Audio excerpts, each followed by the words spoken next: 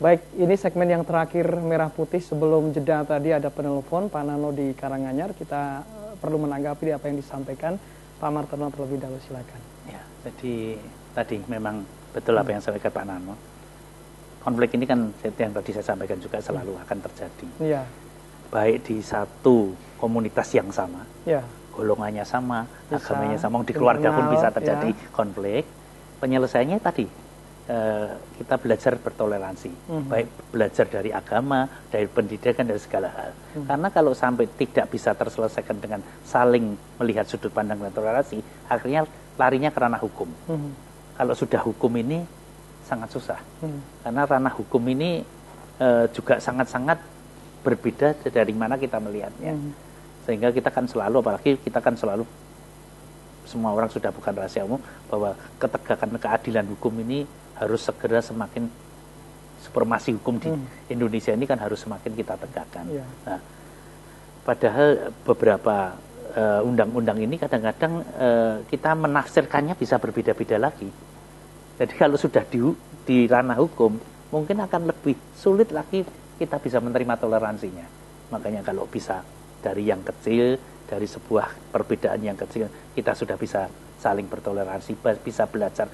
Kadang-kadang kita merasa kalah. Kenapa saya harus kalah? Tapi orang kalah ini kan tidak kalah beneran.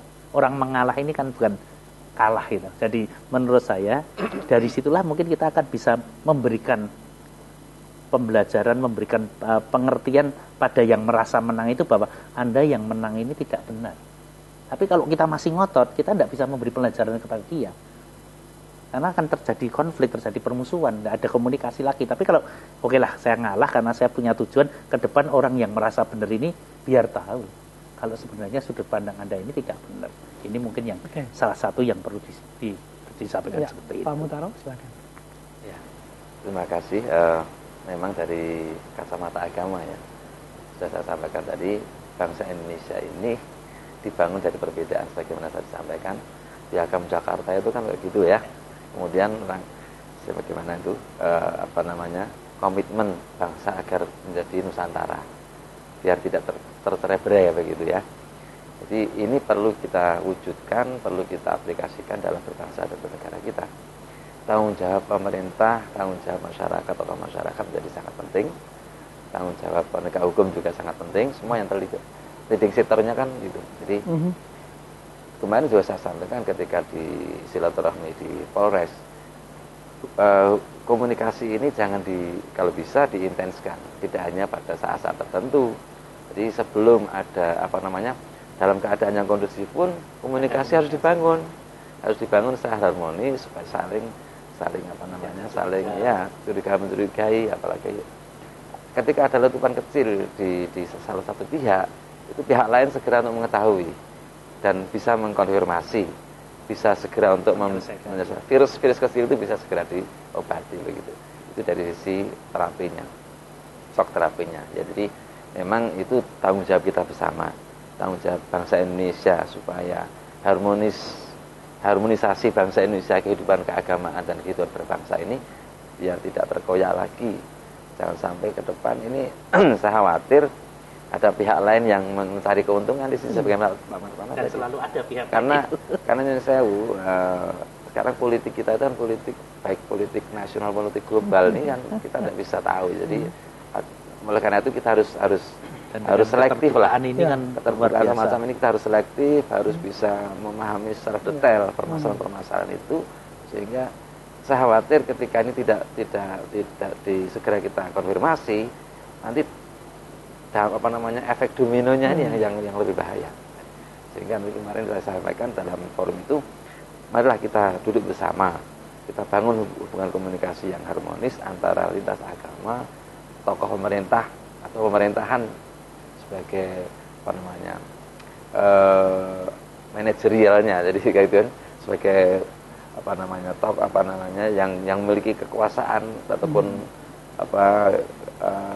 untuk mengatur masalah ini, supaya nanti masyarakat kita tidak menjadi mudah disulut api begitu, tidak mudah diprovokasi. Kemudian kalau toh kemarin ada semacam solidaritas itu hanya sebatas bagaimana mengupayakan supaya masyarakat di sana yang carut marut begitu segera di recovery. Itu aja saya kira sudut pandang yang positif saya. Jadi tidak ada, saya kira tidak ada tendensi yang lain begitu ya.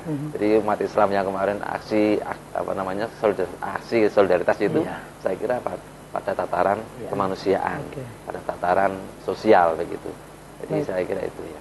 Ya, ini bagian akhir dari perbincangan ini. Jadi masing-masing bisa menyampaikan nanti ya dari Pak Martono himbauan untuk pemirsa Tia TV terkait dengan kedamaian dan toleransi ini agar nantinya tidak terjadi ya kejadian-kejadian serupa yang di Tolikara. Jadi tadi saya sampaikan bahwa perbedaan selalu ada. Bagaimana kita menyikapi, bagaimana kita punya misi visi ke depan lebih kuat, lebih bersama-sama untuk membawa Solo lah. Kita orang Solo membawa Solo ke depan lebih baik, lebih damai, lebih tentram, dan semuanya akan, apalagi kita brandingnya sudah kuat sekali.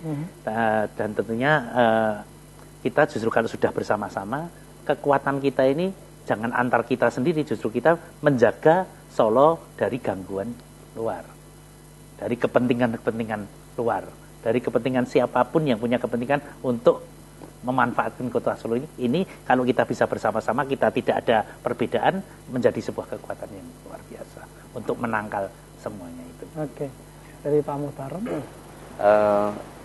Kita sebagai tokoh agama, memang mari kita bersama-sama ya, bersama-sama siapapun untuk memberikan pencerahan kepada masyarakat kita supaya masyarakat kita bisa lebih toleran, bisa memahami perbedaan yang ada. Yang kedua, pemerintah dalam hal ini harus mampu untuk memanage ya, manajemen perbedaan, ya, manajemen konflik itu harus mampu memanage, karena konflik itu mesti ada. Jadi, maka pemerintah dalam hal ini tenaga masyarakat atau masyarakat harus mampu memanage konflik ini supaya nanti konflik itu ada, dan ketika ada kemampuan untuk memanage, maka kemanfaatan yang akan muncul. Tapi kalau masyarakat konflik itu tidak dimanage dengan baik, maka akan kemadharatan yang akan muncul. Jadi konflik itu bukan berarti tidak baik. Konflik itu memang ada. Nah, tinggal bagaimana mensikapi konflik itu supaya bisa bermanfaat atau mandorot begitu saja. Terima kasih Pak Muhtarom, terima kasih Pak Martono sudah hadir. Semoga apa yang kita bahas ini bermanfaat bagi kita semua. Yang jelas toleransi jadi kebutuhan kita ya. Kebutuhan untuk kehidupan masyarakat yang harmonis gitu ya. Dan itu dimulai dari kita masing-masing pribadi untuk bisa mewujudkan toleransi itu. Kita lakukan, kita berikan contoh kepada yang lain, dan semuanya melakukannya, dan akhirnya masyarakat Indonesia harmonis dan penuh kedamaian. Saya Sir Herpam pamit undur, terima kasih sudah bersama kami, dan sampai jumpa untuk Merah Putih di edisi selanjutnya hanya di Tia TV masa kini, dan tetap berbudaya. Sampai jumpa.